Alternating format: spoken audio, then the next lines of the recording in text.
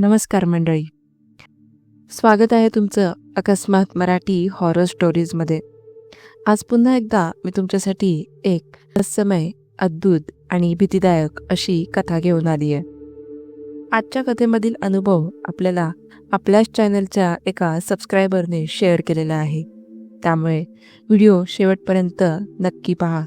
आणि जर तुम्ही चॅनलवर नवीन असाल तर चॅनलला सबस्क्राईब करायला विसरू नका.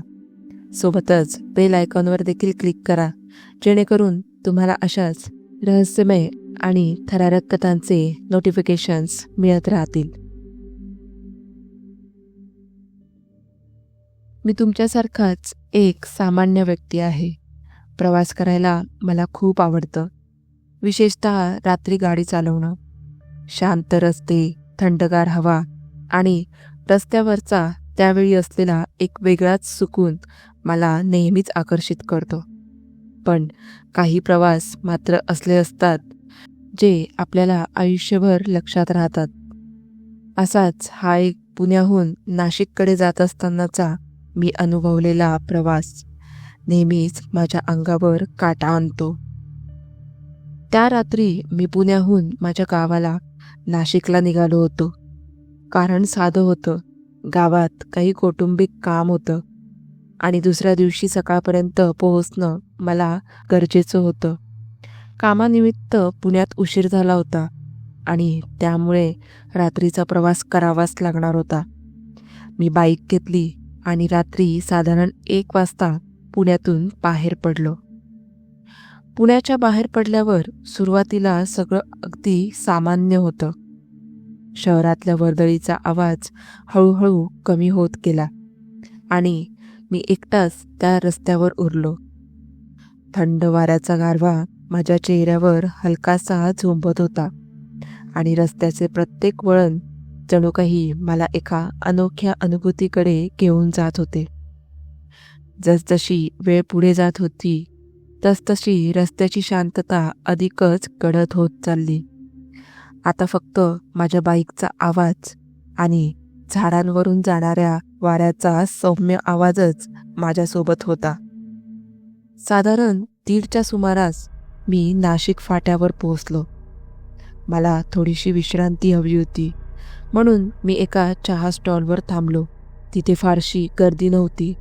फक्त 2-3 ट्रक उभे होते आणि त्यांचे चालक स्टॉलवर बसून चहा घेत होते. मीही चहा मागवला. चहा घेत असताना तिथल्या स्टॉलवाल्याने माझ्याकडे पाहिलं आणि विचारलं, "साहेब, घाटातून जाणार आहात का?" त्याच्याकडे पाहत मी शांतपणे विचारलं, "हो, गावाला चाललो आहे. काही प्रॉब्लेम आहे का?" त्याच्या चेहऱ्यावर एक अजब शांतता पसरली.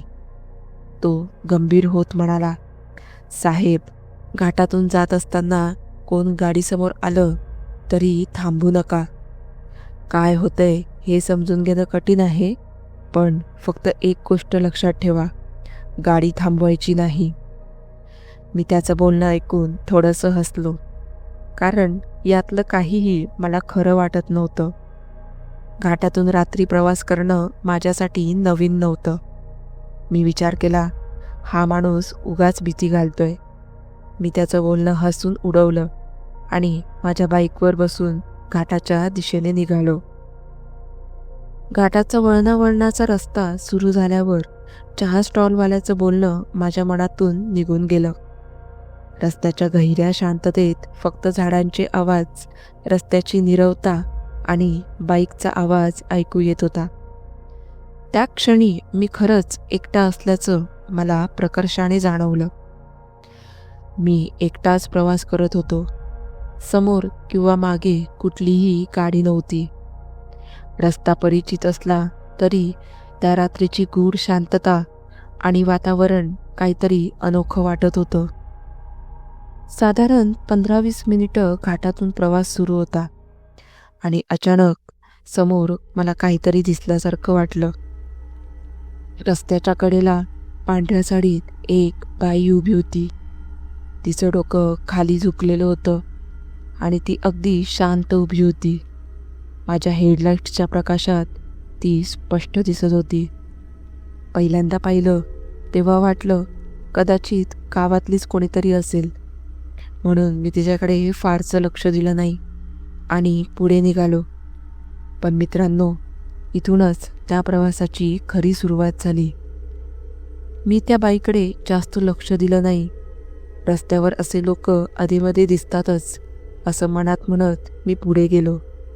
पण काही मिनिटातच जे घडलं त्याने माझ्या मनाचा थरकाप उडवला. पुढच्या वळणावर पोहोचतो न पोहोचतो तोच पुन्हा माझ्या हेडलाईट्सच्या प्रकाशात तीच बाई दिसली. पांढऱ्या साडीत, डोकं झुकवलेली, तशीच उभी. यावेळी मात्र मी गोंधळून गेलो. ही बाई एवढ्या कमी वेळात इथे कशी आली? घाटामध्ये शॉर्टकट वगैरे शक्य नव्हता. काहीतरी चुकीचं घडत आहे असं वाटायला लागलं होतं. मी तिच्याकडे पाहिलं आणि ती अगदी न हालता उभी होती. पाय तिथेच, पण डोकं जणू थोडं हलत असल्यासारखं दिसत होतं. मी माझ्या मनाला समजावलं, कदाचित हा चकवा असेल, आपण गाडी थांबवायची नाही. मी हळूहळू तिच्या जवळ गेलो. हेडलाईटचा प्रकाश तिच्या चेहऱ्यावर चमकत होता, पण तिचा चेहरा दिसत नव्हता. फक्त एक काळसर पोकळी दिसत होती. जणू तिचं तोंडच नव्हतं. त्या क्षणी माझ्या अंगावर काटा आला. मी तिला चुकवत गाडी पुढे नेली. वेग वाढवत 60 ते 70च्या गतीने गाडी पळवली. मी 500 मीटर पुढे गेलो असेन आणि मला असं वाटलं की मी आता सुटलो. पण आरशातून मागे पाहिलं तर ती बाई रस्त्यावर दिसली. यावेळी ती चालत नव्हती, तर जणू हवेत तरंगत होती. तिचं शरीर जमिनीवरून काही अंतरावर तरंगत येत होतं. तिच्या चालण्याचा आवाज नव्हता, फक्त तिच्या किंचाळण्याचा आवाज ऐकू येत होता. त्या आवाजात भयंकर दुःख होतं. जणू ती कुणाची तरी मदत मागत होती. पण त्या आवाजात एक वेगळाच भेसूरपणा होता. तो आवाज माझ्या डोक्यात घुमत होता. माझ्या शरीराचा थरकाप झाला. मी आता 80च्या वेगाने घाट उतरत होतो. घाटातून जाताना एका ठिकाणी रस्त्याच्या कडेला उजेड दिसला. वाटलं कदाचित तिथे कोणी असेल, पण जसा जवळ गेलो तसं लक्षात आलं की तो उजेड फक्त झाडांवरून येणाऱ्या अंधुक चांदण्यांचा होता. तिथे कोणीच नव्हतं. रस्ता त्या चांदण्या प्रकाशातही भयावह दिसत होता. मी काही सेकंद थांबून आजूबाजूला पाहिलं, पण घाटाची शांतता आता अधिक जीवघेणी वाटत होती. त्या झाडांमधून जणू काही मला कोणीतरी पाहत होतं. पण अचानक मागून हवेचा जोरदार झटका आला. जणू कोणीतरी वेगाने माझ्या बाजूने गेलं.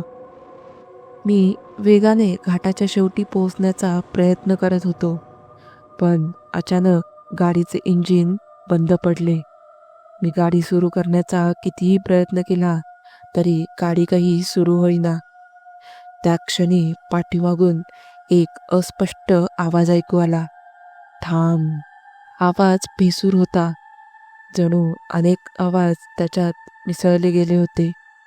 मी वळून मागे पाहिलं तर ती बाई माझ्या जवळ येत होती. तिच्या चेहऱ्याच्या जागी आता एक दाट काळसर पोकळी दिसत होती. डोळ्यांची जागा 2 भयंकर जळणाऱ्या गोलांमध्ये बदलली होती. जणू त्या डोळ्यांमधून आग बाहेर येत होती. ती बाई रडत होती, पण तिचा रडण्याचा आवाज इतका भेसूर होता, जणू तो आवाज एक विलक्षण आक्रोश बनून माझ्या मनावर हल्ला करत होता. त्या क्षणी मी फक्त माझी बाईक ढकलत पुढे जाण्याचा प्रयत्न करत होतो. माझ्या अंगात ताकद नव्हती आणि गाडी चालवणं शक्य नव्हतं. घाटातून काही अंतर पुढे गेल्यावर मी एक पांढरा शुभ्र प्रकाश पाहिला. एका लहान ढाब्यावर काही लोक बसले होते. मी त्यांच्याकडे धावत गेलो आणि घडलेल्या प्रकाराबद्दल सांगितलं. ते लोक शांतपणे ऐकत होते. त्यातल्या एका वृद्ध व्यक्तीने मला सांगितलं की त्या घाटात काही वर्षांपूर्वी एका बाईचा अपघात झाला होता. ती गरोदर होती आणि मदतीसाठी विनवणी करत होती. पण कोणीही थांबलं नाही. त्यामुळे तिचा आत्मा अजूनही तिथेच अडकून आहे. त्यांच्या बोलण्याने मला एक विचित्र अपराधीपणा जाणवला. तिचं दुःख जणू मला जाणवलं होतं. पण मला माहीत होतं की त्या ठिकाणी जास्त वेळ थांबणंही धोकादायक होतं. त्या रात्री मी कसा तरी नाशिकला पोहोचलो. पण आजही त्या रात्रीचा विचार मनात आला की अंगावर सरसरून काटा येतो. ती बाई, तिचा आवाज आणि तिचा पाठलाग हे सगळं माझ्या डोक्यातून जात नाही. त्या दिवसानंतर मी कधीच घाटातून रात्रीच्या वेळी प्रवास केला नाही. आपण कधीकधी काही गोष्टींना हलक्यात घेतो, पण काही वेळा त्या गोष्टी आपल्या कल्पनेपलीकडच्या असतात. नाशिकच्या घाटातलं हे प्रकरण त्यातलंच एक आहे. तर मंडळी, तुमच्या आयुष्यात देखील असे काही अनुभव असतील तर ते माझ्यासोबत नक्की शेअर करा. आजचा अनुभव कसा होता हे मला कमेंट करून नक्की सांगा. आणि व्हिडिओ आवडला असल्यास लाईक आणि चॅनलला सबस्क्राईब करायला विसरू नका. भेटूया पुढच्याच अशा एका थरारक कथेसोबत. तोपर्यंत धन्यवाद.